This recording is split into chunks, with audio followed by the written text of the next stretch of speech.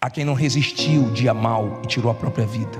Há quem começou a se tornar alcoólatra, viciado em drogas, em remédios, dependente de remédios, no dia mau. O diabo no dia mau joga todas as cartas que ele pode. No dia mau parece que ele liga um sugador para sugar suas forças, para deixar você desanimado. Ele não traz um pensamento, não, ele traz vários.